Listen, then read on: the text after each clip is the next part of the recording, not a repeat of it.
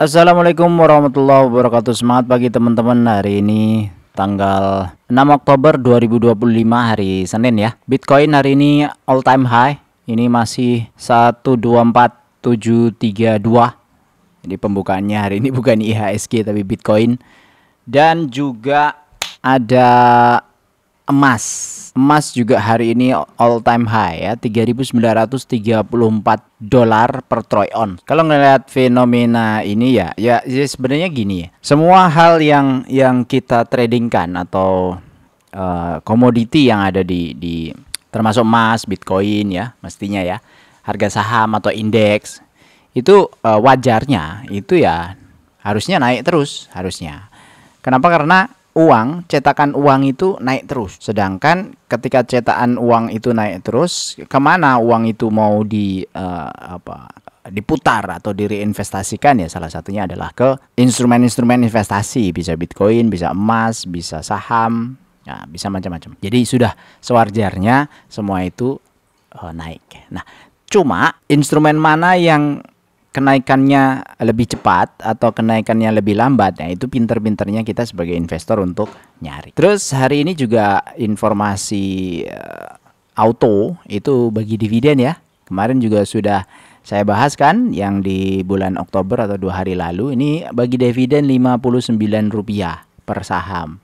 Jadi Asta Autopat tanggal 6 Oktober. Jadi hari ini rilis, ini akan dibagikan dengan cum date dividen itu 14 Oktober. Jadi kalau kita megang saham sampai tanggal 14 Oktober itu dapat hak dividen ini ya. Baru ex date-nya 15 Oktober, artinya hari dimana sudah tidak terekod. Jadi kalau Anda beli di tanggal 15 Oktober ini nggak berhak mendapatkan dividen. Tapi kalau beli dan di hold sampai tanggal 14 Oktober itu masih berhak mendapatkan dividen. Tapi kalau beli dan dijual tanggal 13 Oktober atau tanggal 14 Oktober Anda jual, maka sama aja, itu juga tidak dicatat ya, tidak mendapatkan dividen. Kemarin ada yang nanya, "Bang, saya beli saham ini tapi kok nggak dapat dividen gitu." Ternyata sama dia dijual di harga di hari cum date-nya. Ya, cum dividen ini dia ya, jual tuh, ya nggak dapat lah. Nggak dapat. Nah, 59 kalau diestimasikan sesuai dengan estimasi kita hampir mirip ya, hampir kejadian. Ini kemarin kita estimasikan 53. ITMG kita estimasikan 515 ya. Hari ini angkanya adalah Rp59. Nah, kalau 59 artinya 2,5% ya. Yieldnya setahun berapa Bang? 7,5%. Itu dengan harga sekarang. Karena harga sekarang hari ini naik nih 2,1% hari tadi ya. Kita cek auto ya. Nah, ini naik nih 2, sekian persen tadi. Terus yang setara dengan auto siapa saja sih di screener kita? Itu ada Bird ini 7,6, ada Elsa 7,6 juga, ada ITMG itu 7,6. Dari mana hitungannya? Hitungannya dari EPS yang sekarang disetahunkan ya. Nah, disetahunkan itu kita ambil yang terendah. Kalau auto misalnya 389 ya, misalnya ini auto 389, kita ambil yang 389 ya, bukan yang 406. Kemudian ITMG kita ambil yang 2662, bukan yang 4822. Kalau diambil yang 4822, maka yield dividennya 13% gitu. Jadi kita ambil sekarang yang yieldnya yang kecil-kecil dulu. Dari mana ini? Dari annualize. Annualize itu berarti setahun kan dari kuartal 1 dan kuartal 2. Nanti kalau kuartal 3 ternyata bisa menghasilkan Rp2.000 kayak di kuartal 4 kemarin, di kuartal 3 tahun 2024 kemarin, ya berarti pasti annualize-nya akan berbeda ya, setahunkannya akan berbeda. Pasti lebih tinggi gitu. Nah, kita ambil yang worst case saja gitu. Nah, ITMG hari ini turun 0,9%. Ini saya pengen sebenarnya 22.000 atau bahkan nih 19.000 dah. Gitu loh, turun aja gitu loh. Dari kemarin ditungguin nggak turun-turun ini. Nah, ini cocok nih turun nih. Nah, besok moga-moga turun lagi ke sini ya. gitu ya, 22.000 nih. Nah, di bottom sini lah cocok nih 22.000 lah. Tak tungguin di 22.000 atau di support Mei 2023 nih di 21.800. Lumayan kan? Ya, coba lihat ya nanti ya. Kemarin juga ini loh teman-teman, Pegas juga lagi turun loh Pegas. Ini saya nungguin dari kemarin nih Pegas. Nah, nih, cuma hari ini agak mantul dikit. Berharapnya sih turun terus sampai bottom yang sini atau bottom yang sini nih, yang 1400 kan, lumayan kan, menarik kan. Nah, ini cuma ini naiknya hari ini tandanya itu masih belum apa namanya, belum membaik ya. Kita lihat dari tanggal 18 September. 18 September itu yang jualan BB, RX, ZP. Hari ini RX masih jualan. Oh, BB udah nggak ada. RX tapi RX masih jualan. Ya, nggak tahu ya apakah berlanjut. Kalau berlanjut ya kita tungguin aja di bawah. Enaknya dividen investor kan gitu. Nungguin harga murah ya, nungguin harga di bawah aja. Kalau udah tinggi begini ya take profit lah. Boleh kan? Boleh-boleh aja lah. Take profit. Orang harganya lagi murah ya beli, pas waktu lagi mahal di take profit kan, boleh kan? Mestinya boleh lah begitu ya. Yang penting kita tahu kan belinya karena apa, fundamental apa namanya, alasan pembeliannya bagaimana kan jelas, nggak goror ya. Terus ada Bayu, kemudian SMSM. Ini kemarin ada yang nanya tuh, SMSM kok nggak masuk bang? Nah, ini SMSM masuk. Tapi dia di bawah. Kenapa? Karena cuma 7,7 nih. Dari mana hitungannya? Dari 184 ini dikalikan 76%. 184 itu yang mana? SMSM 184 itu ini. Kalau 192 gimana bang? Udah bisa lah 192. Tuh 8% gitu. Jadi ini pakainya 184. Arna juga 7,8. Sido juga 7,8. Arna hari ini turun 1,9, kemudian Sido nggak kemana-mana, SMSM turun, ITMG turun. Ini saya berharap banget ITMG turun lebih dalam lagi ya. Tolong jual.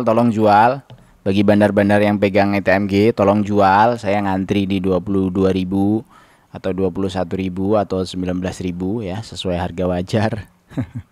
Banyak yang ini nih, harga wajar ITMG kok rendah banget, dari mana itu, bla bla bla bla segala macam. Ya ini hitungannya begitu. Hitungannya karena EPS-nya saya masukkannya yang 2641. Ini selalu skenario itu kita ngomong worst case aja. Ngomongin investasi itu skenario-nya worst case aja. Terus apa ya? Tadi mau ngomongin apa ya? Auto udah kan? Auto udah, ITMG belum. Oh ini. Data-data di pemerintahan ya. PMI manufaktur kemarin kan sempat naik tuh di Agustus. September ini juga masih di atas 50 ya teman-teman. Masih bagus lah. Walaupun turun dari Agustus tapi masih di atas 50 sedikit, artinya growth-nya masih memungkinkan. Dan ada kabar baik itu di, tadi saya cek itu di inflasi teman-teman ya. Inflasi kita ternyata naik. Nah ini ya, interest rate-nya turun ya, 4,8, 4,75 September ya. Kemarin kan habis ditarik nih, dinaikin, duit pada kering semua. Sekarang udah kering, udah pertumbuhan udah melambat, interest rate-nya diturunin supaya duitnya beredar di masyarakat sesuai dengan keinginannya Menkeu juga kan. Duit yang beredar di masyarakat lebih banyak ya, rate turun, bergerak lagi ekonomi kan gitu kan. Nah ini menarik karena inflasinya naik. Jadi kalau inflasi naik seperti ini buat kita sebenarnya itu poin positif buat kita sebagai investor itu, poin positif karena ada kontraksi di sana. Ketika ada kontraksi, ada kenaikan harga, berarti demand itu lebih besar daripada supply. Ketika demand lebih besar daripada supply, berarti memungkinkan untuk potensial pertumbuhan. Sehingga kalau semua bertumbuh, maka perusahaan-perusahaan yang bekerja di sana itu atau mensuplai barang-barang atau jualan barang itu berpotensi untuk tumbuh. Artinya kita sebagai pemegang saham memungkinkan untuk mendapatkan pertumbuhan itu dari mana? Dari dividen yang dibagikan. Intinya kita mah dividen saja. Mau perusahaan tumbuhnya seperti apa, naiknya seperti apa, kalau dia nggak pernah bagi dividen, kita tidak bisa menjadi pasif, kita tidak bisa menjadi investor. Kita hanya menjadi seorang trader, dan trader itu nggak mungkin pasif. Anda harus aktif income kalau di trader. Oh, saya jadi trader saham saja ya.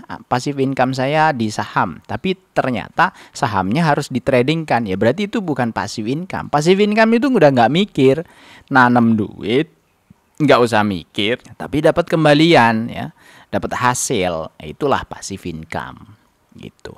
Sehingga saham yang memungkinkan untuk kita jadikan pasif income adalah saham-saham yang membagikan dividen. Itu prinsip saya. Makanya saya banyak ngelis ya adalah saham-saham yang bagi dividen. Perkara ngambilnya atau porsinya berbeda-beda dan berpindah-pindah ya, dari saham satu ke saham yang lain, pindah terus itu ya urusan lain kalau itu.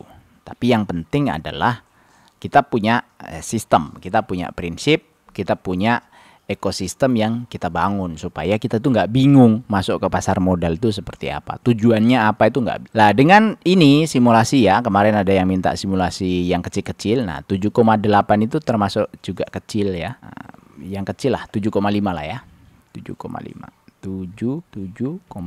Nah dengan 7,5 berarti kalau kita punya kebutuhan 120 juta setahun, maka investasinya harus 1,6 miliar. Itu setara 2,9 miliar nanti 25 tahun lagi. Dengan kondisi seperti itu, setelah 25 tahun ya, kan pengennya 2,9 miliar, dapat dividen 200 kan? Nah, dapat nggak? Oh, nggak dapat ternyata. Kalau cuma 7,5% nggak dapat. Harus dipanjangin lagi supaya 2,9 itu tahun ke-27. Ya, baru tuh dapat 218. Targetnya adalah berapa nih? 222 ya, berarti enggak tahun ke-27, tahun ke-28. Jadi jangan pensiun dulu, kerja lagi tuh 3 tahun ya kan, nabung lagi gitu kan. Nah, nabung lagi per bulan 4.900.000 gitu. Kerja apa bang? Ya apa aja lah kerja, yang penting aktif income. Dan tahu nggak teman-teman, apa yang kita tuliskan seperti ini nanti ketika 25 tahun lagi, ketika kita mau pensiun, nggak bakalan kita itu berhenti ya. Kalau udah biasa bekerja, walaupun sudah punya 5 miliar, 10 miliar, 20 miliar, tetap aja kerja terus. Itu seperti kata ibu saya, dibilangnya, Rif, besok tuh kalau misalnya kamu sukses, sama aja. Orang tuh ngelihatnya hanya dari luar saja bahwa dirimu sukses. Tapi di dalam hatimu atau di dalam pekerjaanmu sehari-hari, itu tuh kamu tetap bekerja keras saja. Lihatlah saya kayak ibu tuh. Orang bilang, wah dia udah sukses, udah begini, udah begitu. Ngomongnya begitu kan, enak di desa, punya penghasilan begini. Tapi tetap aja kan, setiap malam, setiap hari kita tetap bekerja keras, memikirkan esok harus ngapain, hari ini jualan apa, seperti apa hasilnya, besok jualan apa, lusa jualan apa, bulan depan ngapain, bulan depannya lagi ngapain, kan tetap aja pembahasannya akan seperti itu katanya. Nah walaupun kita udah setup gini, wow kayaknya too good ya, to be true gitu ya, maksudnya kayaknya wah bisa nih kita nanti pensiun dapat sekian gitu kan. Setelah nanti kita dapat nih di sini, nggak bakalan berhenti kita. Yakin saya, orang-orang kayak kita itu selalu ya pengennya bekerja gitu. Walaupun nanti misalnya nggak bekerja pun pasti ada aktivitas yang sifatnya memuaskan keinginan diri ya, walaupun sosial, misalnya ngurusin anak-anak, ngurusin yatim misalnya, atau ngurusin kambing di kampung, ngurusin kelinci ya, ternak ayam atau apapun, itu pasti ada kegiatan di sana. Nah, prinsipnya adalah yang penting kita happy, kita nyaman, kita happy, ada basket yang sifatnya itu secure ya, security ya. Ini security ini. Kita nggak kerja, kalau kita dapat dividen sekitar 7,5% tadi itu setahun, artinya kita dapat dividen 200-an juta ini setahun, itu setara 19 juta, 18 juta per bulan. Itu sudah menjadi sebuah security. Security itu ya, kalaupun misalnya kita nggak bekerja, paling tidak udah ada penghasilan gitu. Itu aja dari saya hari ini, tidak ada tema ya, ngelantur aja, membahas ngalor ngidul. Sebenarnya ada pertanyaan-pertanyaan. Nah, sekalian aja ya. Sekarang umur 59 tahun, baru invest 2 tahun lalu, pensiun 5 tahun lagi. Punya target passive income 5 juta per bulan di tahun 2031. Punya pensiun 5 tahun lagi. 5 juta sebulan. Bisa. Harus bisa ya. Baru invest 2 tahun lalu ya. Harus bisa, Pak. 5 juta per bulan itu bukan hal yang mustahil ya. 5 juta per bulan berarti di sini kan. Tahun ke-15 kalau ya sekitar 800 jutaan kan. Kalau yield dividennya yieldnya 7,5. Tapi kalau yieldnya 10%, 5 juta sebulan itu setara dengan 700 jutaan total investasi gitu. 700 jutaan total investasi ya berarti ya, kalau punya rumah cadangan ya, rumahnya itu angkanya 400 misalnya atau 500 juta, bisa buat tambahan kan untuk beli saham yang yieldnya 10%. Tapi kalau itu mau dikontrakin ya bisa dikontrakin. Yang penting dapat kontrakannya itu 70 juta setahun rumah itu. Kalau nggak dapat 70 juta setahun ya seolah-olah rugi ya, dalam tanda kutip rugi itu ya. Bisa, pasti bisa. Semangat Pak, saya umur 31 pengen multi bagger biar cepat pensiun di umur 35. Bang Akagami ya, nanti setelah 4 tahun dari sekarang ya, ini tahun 2000 berapa nih? 2025. 4 tahun berarti 2029. Nah, ingetin nanti Bang. 2029 kita ketemu di pensiun dini ya. Pensiun dini. Moga-moga ini saya doakan dapat multi bagger ya nanti dan bisa di umur 35 bisa pensiun. Amin. Itu dulu cita-cita saya, pengen pensiun umur berapa ya waktu itu tuh 40 kalau nggak salah. Dulu pengen pensiun umur 40. Nanti kita lihat apakah umur 40 bisa pensiun atau tidak. Oke, apakah tidak ada sektor air minum seperti Cleo ya untuk direview Bang Arif? Terima kasih. Cleo itu tidak masuk di list saya karena yield dividennya rendah, Pak. Jadi 2020 yield dividennya cuma 0,5 ya, 2021 0,7, 2022 0,3, 0,3, 0,3, 0,4. Nah, karena 0,0 nggak nyampe 1%, makanya ini tuh nggak masuk di list gitu. Percuma kalau cuma 0,0 kan sebenarnya kita nyari capital kan. Nah, kalau capital itu berarti bukan memiliki perusahaan, karena nanti pas waktu naik harganya ya kita jual, artinya kita nggak memiliki perusahaan itu. Gitu ya, Bang Smiletune ya, official Smiletune. Adro KKGI era Avia juga turun terus Mas. Yang fundamentalnya kopong justru arah berjilid sampai bagger. Ya ini bener nih ya. Jadi yang fundamentalnya kopong kenapa bisa arah berjilid? Supaya apa? Supaya ya kalau saya jadi bandar, saya milih memang yang kayak gini-gini, yang fundamentalnya kosong, yang transaksi hariannya nggak nyampe 100 juta ya, itu yang bisa di bagger-baggerin. Supaya apa? Nanti pas waktu ada di pucuk sini, supaya pas waktu di pucuk nih kayak Arto ya 19.000 ya, jebret 19.000. Di Arto orang udah terlanjur beli misalnya di 19.000. Kemudian kita lihat fundamentalnya, dividennya nggak ada, isinya dividen nggak ada, fundamentalnya nggak kemana-mana, dividen nggak ada. Terus orang yang beli di 19.000 tadi ini, kalau dia beli di sini kemudian drawdown sampai sekarang misalnya ya, sampai di 2000 ya, 2200 minus 89%, dia nggak nungguin apa-apa, orang dividen nggak ada. Pasti ngapain? Cut loss dong, ya kan? Pasti cut loss. Nah, ketika cut loss, bandarnya nampung lagi di bawah, dinaikin lagi sama dia. Habis itu naik lagi, ada yang ngikut lagi, FOMO lagi, cut loss lagi, turunin lagi, naikin lagi. Nah, sideways begini biasanya ya buang barang gitu. Ya, buat saya kalau bagi seorang bandar, saya pilihnya adalah saham-saham yang nggak berdividen. Kenapa kalau berdividen? Nah, kalau berdividen pas waktu kayak nih ya, siapa namanya ini, TAPG kan, TAPG itu udah mahal katanya. Kemudian kita beli di sini mahal nih 1845. Di harga 1845 kemarin itu kan masih punya yield dividen berapa kemarin itu? 8% kan. Nah nih 8,3% nih. Hari ini harganya turun 0,3% kan, 1845 dibandingkan yang kemarin. masih 8,3%. Nah, kalau ternyata ini dibanting lagi sama mereka turun ke sini, orang yang beli di pucuk sini nggak akan jualan. Orang yield dividennya masih 8%, ngapain dijual, ngapain cut loss, malah dia average down posisi di sini kan. Fundamental bagus, dividen tahunan masih tercapai kan, targetnya 9, dapat 8, kan, not bad lah ya, not bad. Ngapain di cut loss, malah nyicil lagi, beli lagi gitu. Artinya apa? Kalau seperti itu ya berarti bandar nggak dapat barang lagi di bawah gitu loh. Ya namanya orang awam ya, kita mah orang awam di luar sistem, mengasumsikan atau menganalisis itu berdasarkan apa yang kita tahu aja gitu. Kadang-kadang sok tahu sih ngeliatannya, kadang-kadang sok tahu, tapi ya itulah faktanya gitu, bahwa sesuai yang diomongin sama Mbak Herunisa ini, Adro, Erak, Avia turun terus, KKG turun terus, tapi yang fundamentalnya kopong malah arah berjilid-jilid. Itu fakta yang terjadi sekarang. Paling itu aja supaya nggak terlalu lama.